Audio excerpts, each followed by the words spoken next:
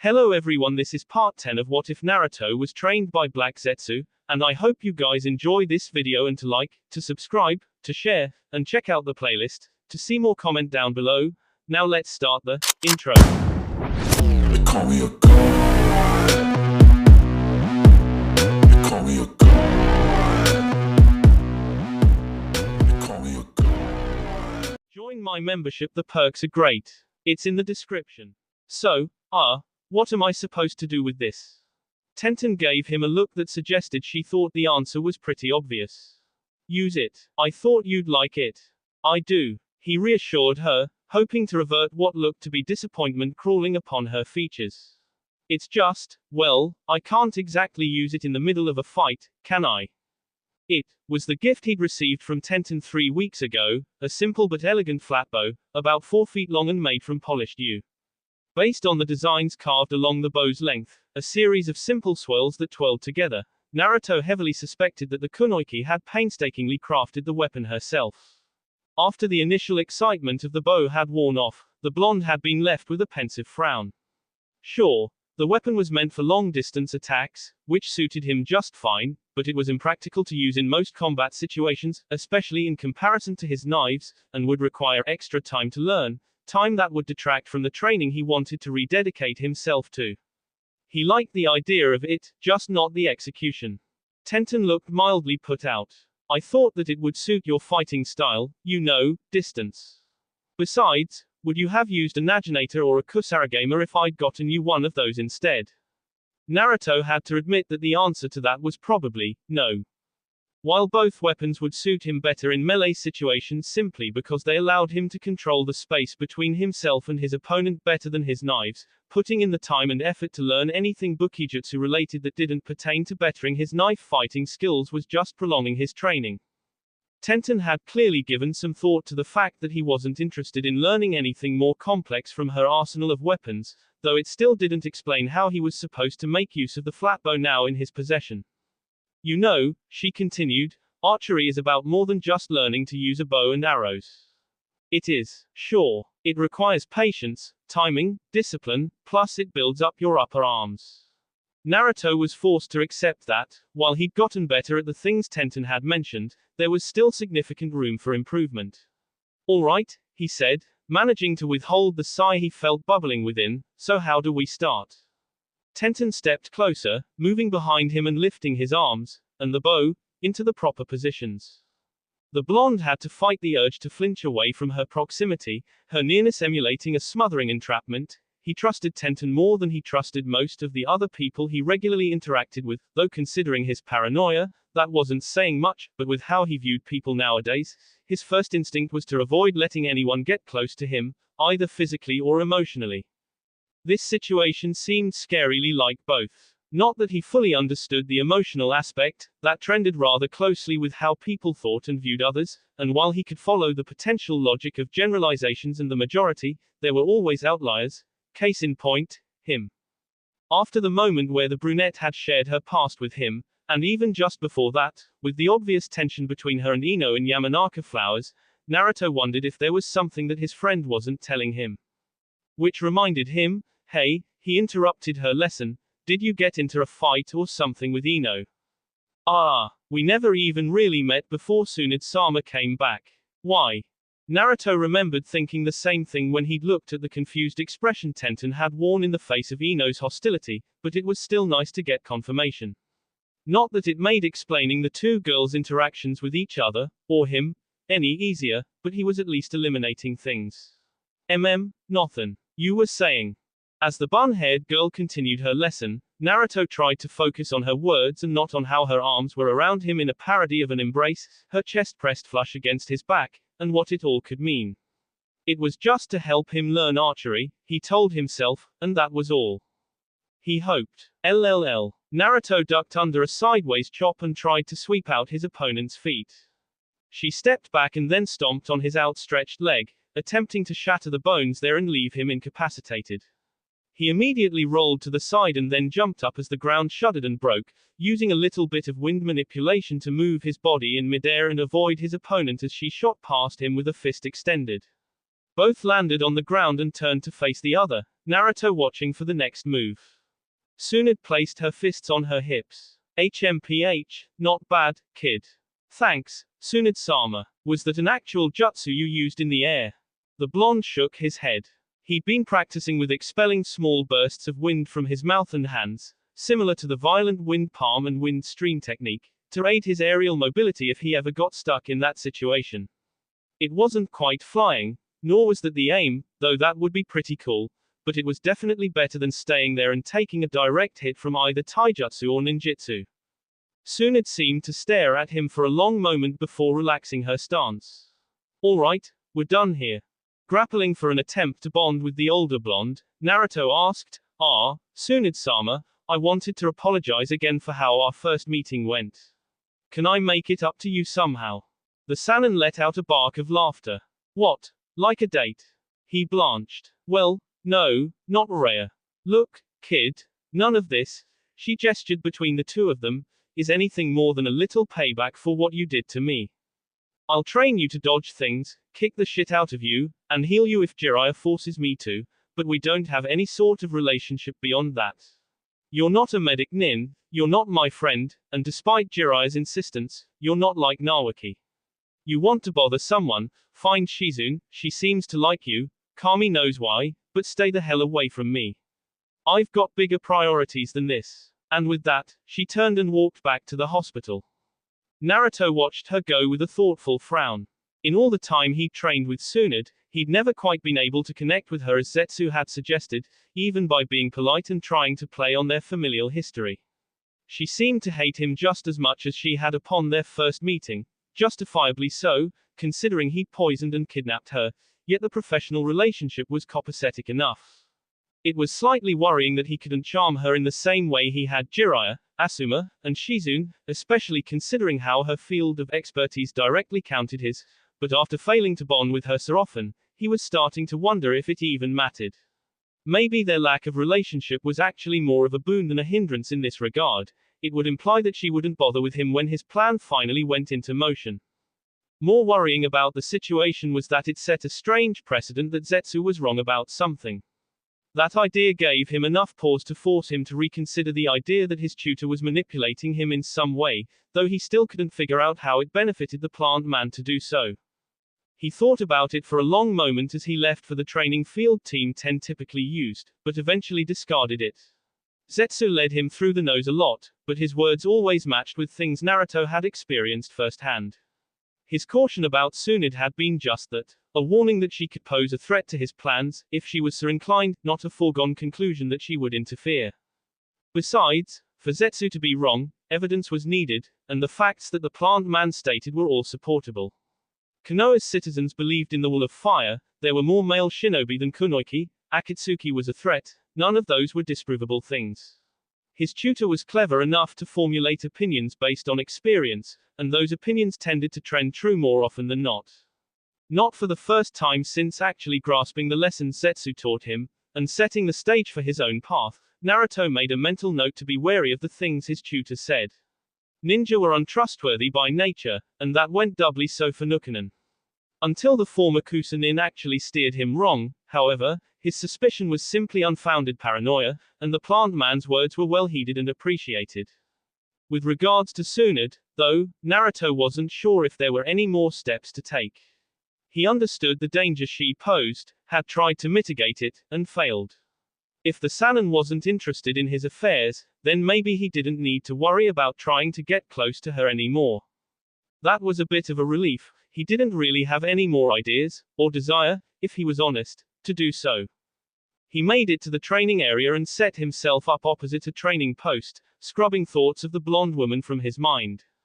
There were tweaks he'd started making in his fighting style, not the least of which involved spending more attention on building his physique and taijutsu skills so he could better engage in close combat, if a fight came to that.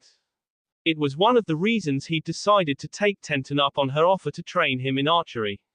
Beyond that, though, were some ideas he'd come up with following his errors in the mission to kill Aoi, several of which revolved around tricks that Shizune had imparted upon him. For instance, the dark-haired medic used wrist-mounted senbon launchers that were covered by her billowing sleeves to surprise her enemies. Naruto liked the idea of poisoning people with minimal effort, especially if it didn't require using his hands and could be activated in the midst of battle, but he wasn't a fan of the execution. At least, not the way she did it.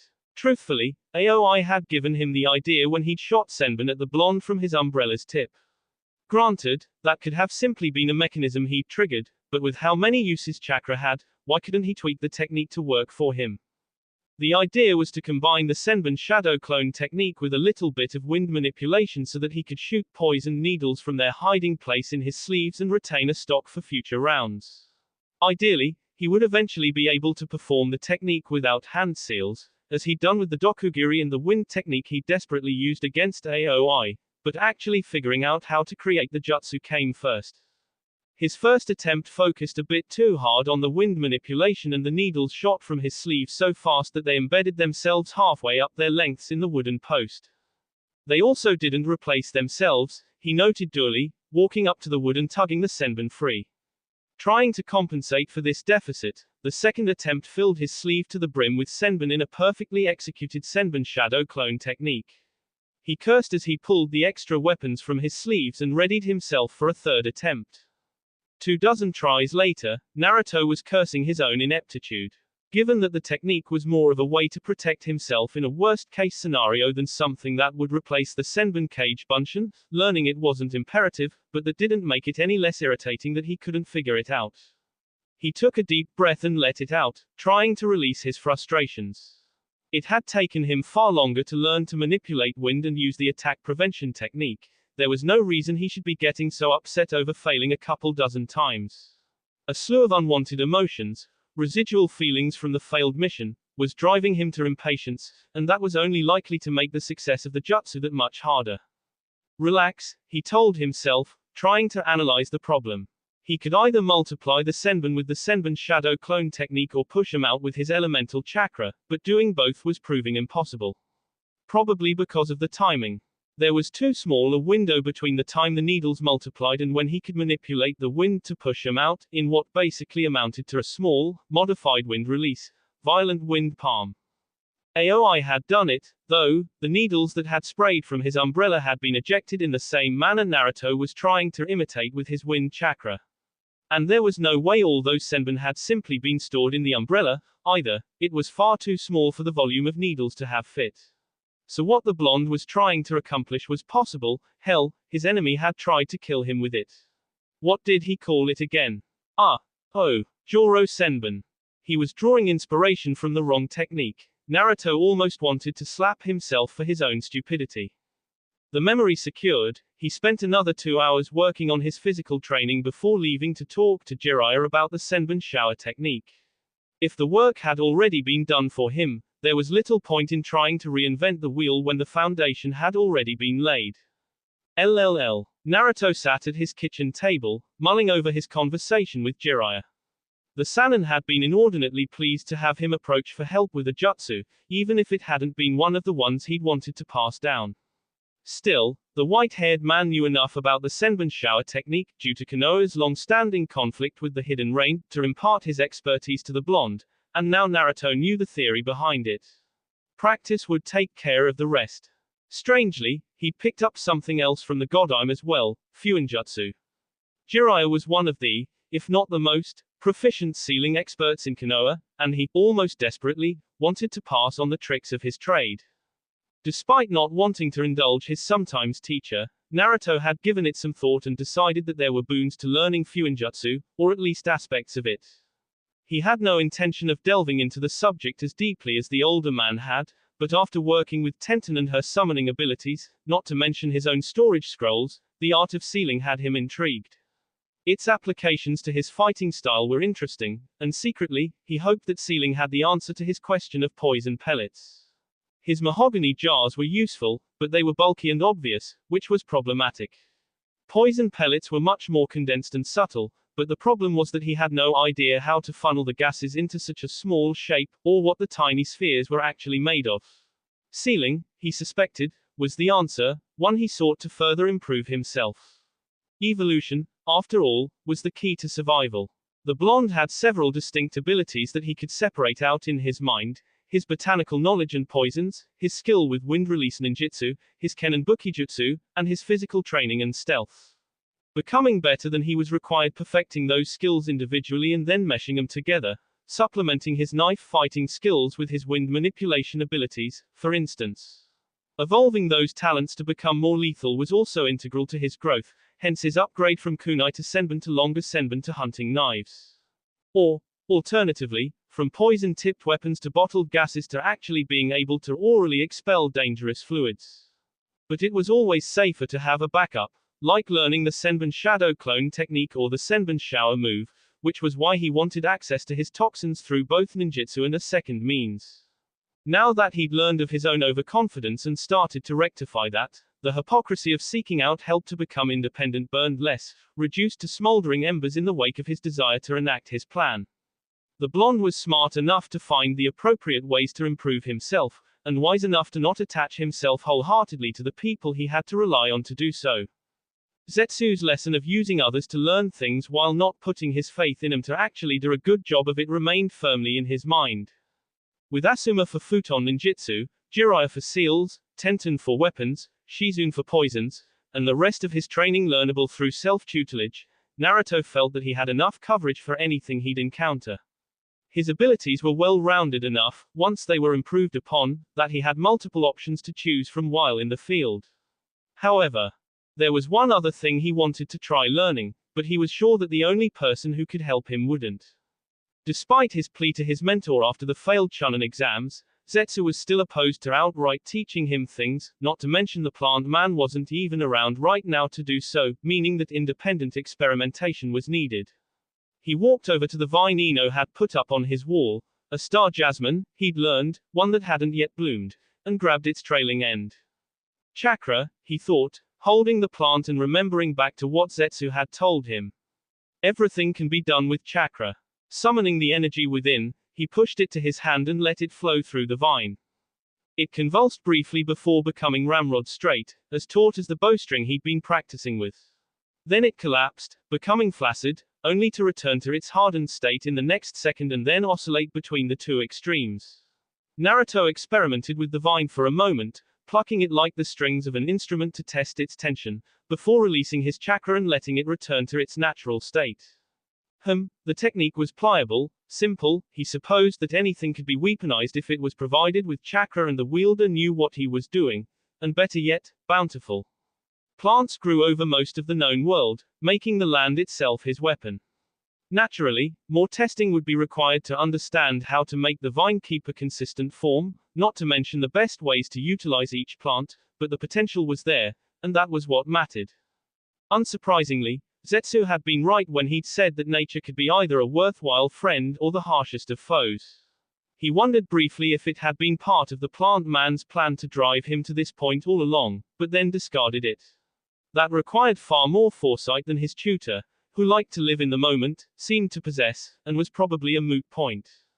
Though perhaps it was a little dangerous that he cared so much about what the former Kusanin thought.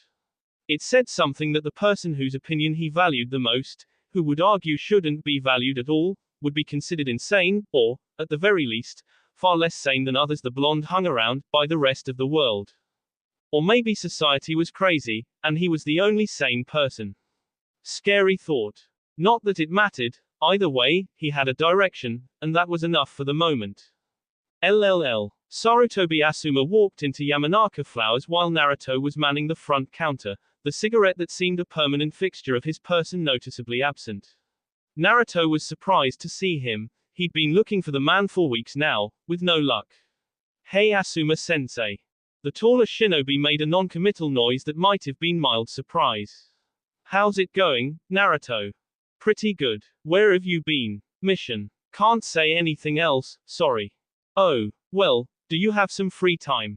I was hoping you could help me with my futon ninjutsu. Can it wait? I just got back the other night and had something I wanted to do. Naruto withheld the disappointed frown at this roadblock in his plans. Despite being the leader of Team 10, Asuma didn't seem to be around very often anymore, and while the blonde was clever enough to make some progress with wind release techniques on his own, the eyes and mind of a more experienced user were preferable to help him improve. You're never around anymore when we need you, Asuma-sensei, he almost pouted, trying to play on the man's sympathy. That's because he's always with Kurenai-sensei, right, Asuma-sensei? Both males shifted to find Ino coming out from the back room, a knowing smirk dancing on her lips. Asuma coughed into his fist. That is, can I get a bouquet, Ino? The Yamanaka waved her hand dismissively before returning to the back. Asuma returned his attention to his other student. Well, Naruto, the thing is, since you guys are all chunin, Team 10 is, for all intents and purposes, dissolved. The Hokage has me performing higher caliber missions more befitting of my jonin status now, and they keep me away a lot. He shrugged. I'm sorry that I'm not around as much as I used to be, but I can still help you when I'm back in town. Naruto digested that explanation thoughtfully. On the one hand, it was nice that he wouldn't have to worry about Asuma looking over his shoulder, analyzing his actions and potentially reporting them back to Jiraiya. On the other hand, he'd been counting on having access to the man for help with his wind techniques. Konoha had very few wind users, and the only other adults he felt he could beg help off of, Jiraiya and Shizune, were proficient with Kaiten and Doton ninjutsu, not Futon. The more pressing problem with the Jonin's explanation was that it sounded like Team 10 was broken up. Granted, even as chunin, it made sense to keep Ino, Shikamaru, and Choji together, but where did that leave him? Even if he wanted to work by himself, his last mission had proven that he wasn't ready, and unfortunately, he didn't exactly work well with other people. Sure, he got along with Tenten, and Team 8 was tolerable. Shino and Hinata at least seemed to respect him, and they could control Kiba if the situation called for it, but he still worked best with Team 10. And if he was stuck working with people for the foreseeable future, wasn't it better to do so with those he had a proven history with? He wondered if Jiraiya would allow him to request permanent placement on Team 10, even though the collective chunin status meant that he no longer needed to serve as Shikamaru's substitute.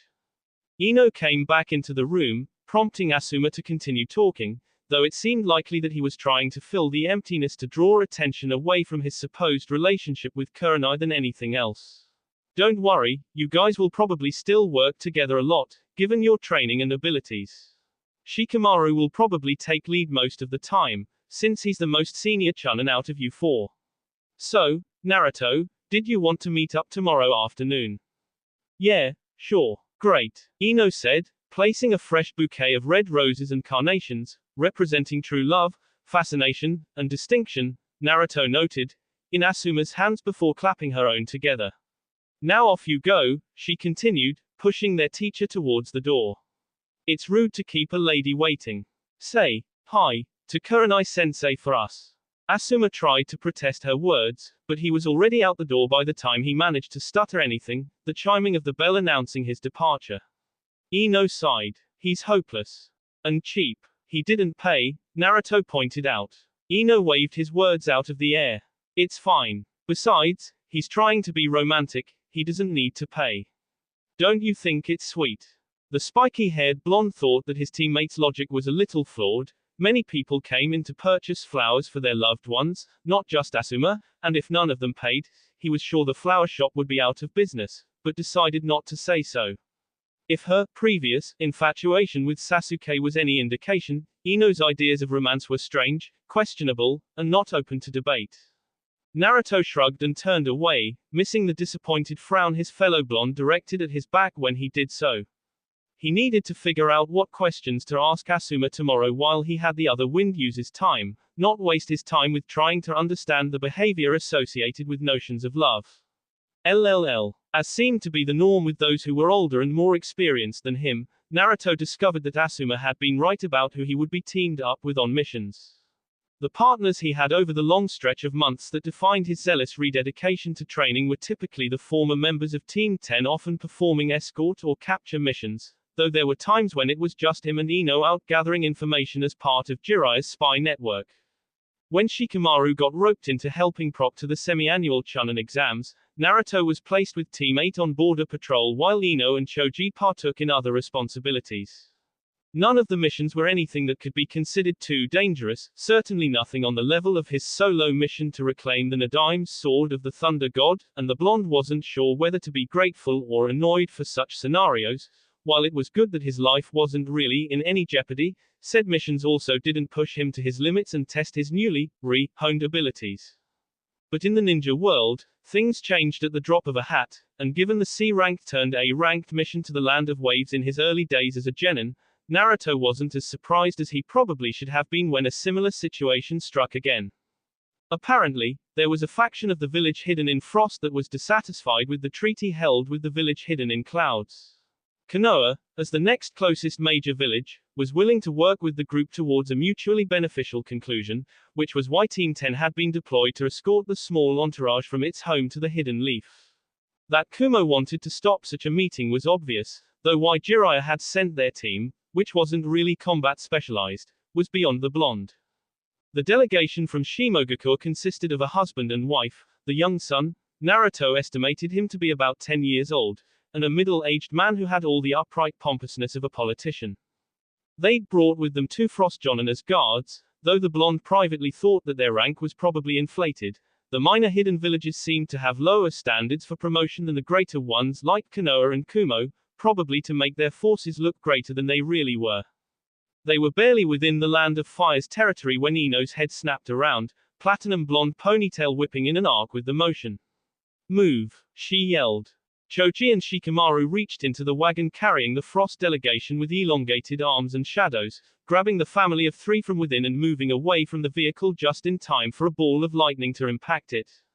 It exploded into wood and shrapnel, and the one Shimonin who had grabbed the middle-aged man from the opposite side and shielded him with his body took a stake through the heart for his proximity.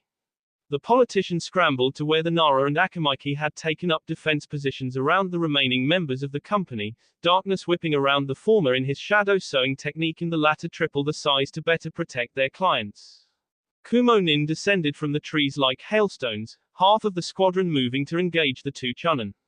Naruto moved to help them, knowing that the survival of the Frost delegation was integral to the mission's success and that Shikamaru and Choji wouldn't last long with 2-to-1 odds, but 2 other Cloud Shinobi stepped in his path before he could interfere.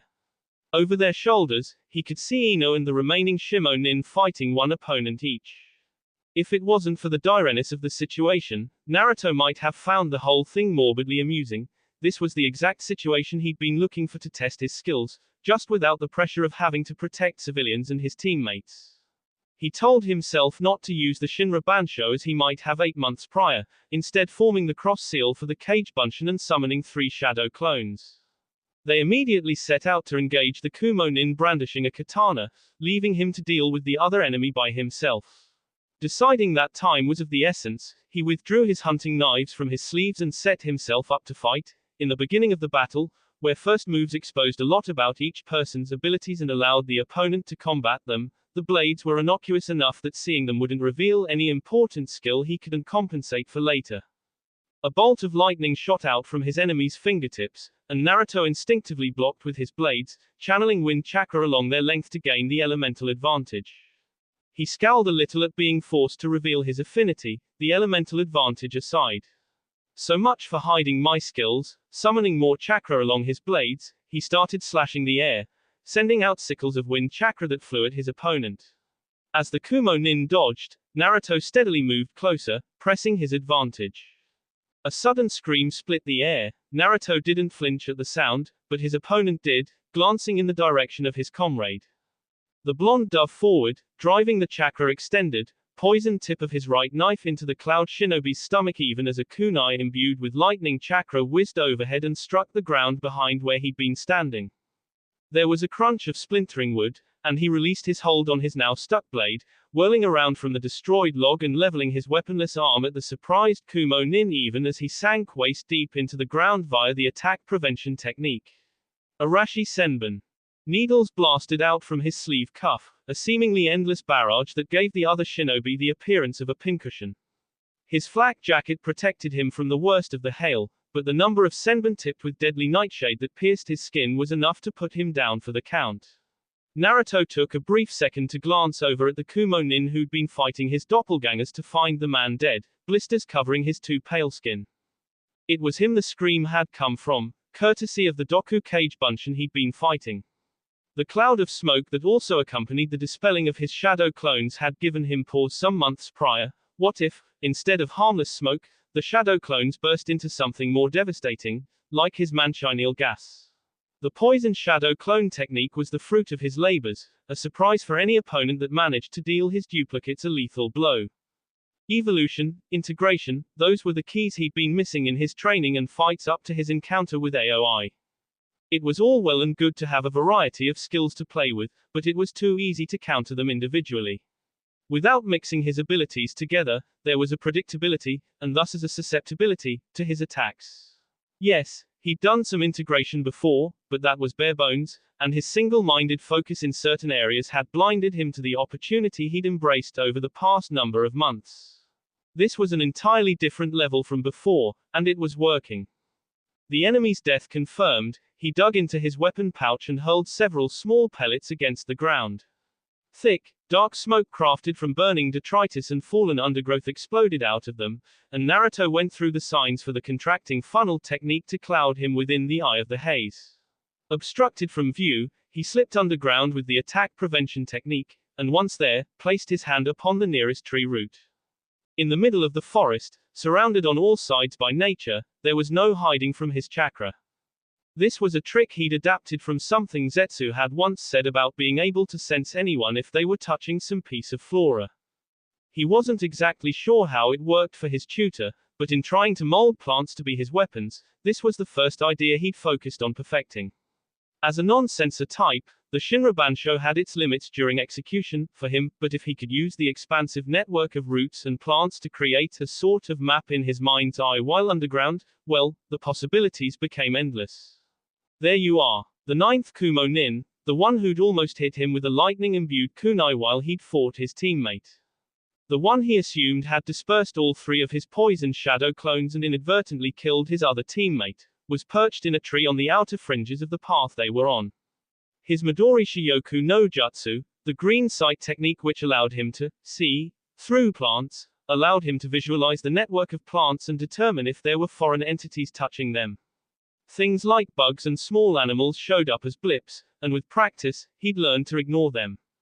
Humans were much more obvious. Granted, there were limitations to his technique, but with the way the Kumo Nin had tried sniping him, assuming he was high up in a tree was a logical conclusion. Unfortunately, the man knew most of his tricks now, and Naruto hadn't yet perfected attacking with plants in a way he hoped to in the future. Still, he had the element of surprise, and that would have to suffice. He melded out of the tree trunk on the same branch as the Cloud Shinobi and blasted another Senbon storm from his sleeve. His adversary hastily threw up a barrier of lightning chakra that seemed to catch the needles in a tightly knit ball of electromagnetism before sending the needle lightning barrier back at the blonde. The Jinchuriki summoned a wave of wind to disperse the attack, then exhaled a Dokugiri cloud of sleeping gas. Predictably, the Kumo Nin jumped down to avoid the vapor, and Naruto launched 3 Senbon at the man, performing seals for the Senbon Cage Bunshin after doing so. Like before, the foreign shinobi used lightning chakra to magnetize and ensnare the incoming hailstorm of needles, but the blonde had hoped for this reaction. If there was one thing he'd learned from his mistakes, it was that people tended towards what they were familiar and or comfortable with, and he'd set up the man to activate his electromagnetic technique intentionally. His fingers were already set on the last sign for the futon, Kakadai Kiri, and the small pockets of air between the now clumped together needles exploded as the modified expanding mist technique went into effect. Surprised that his defense was bested, and at such close range, the Cloud Shinobi couldn't dodge in time and was immediately pierced by dozens of poisoned Senbon. Naruto took a brief moment to muse on the effectiveness of having his needles moving in multiple directions at once. Both the Senbon Storm and Senbon Shadow clone technique were linear offenses, before leaving the man to return to his team, knowing time was of the essence. A minute later, he returned to the battle to find Shikamaru and Choji looking out of breath and injured, but still fighting against one Kumo Nin each. Weaving signs, he held his hands palm out and muttered, "Futon, Shinku Hiki." Instead of throwing out a buffet of wind like the great breakthrough technique, air surged past him in droves, whipping his blonde spikes in a frenzy.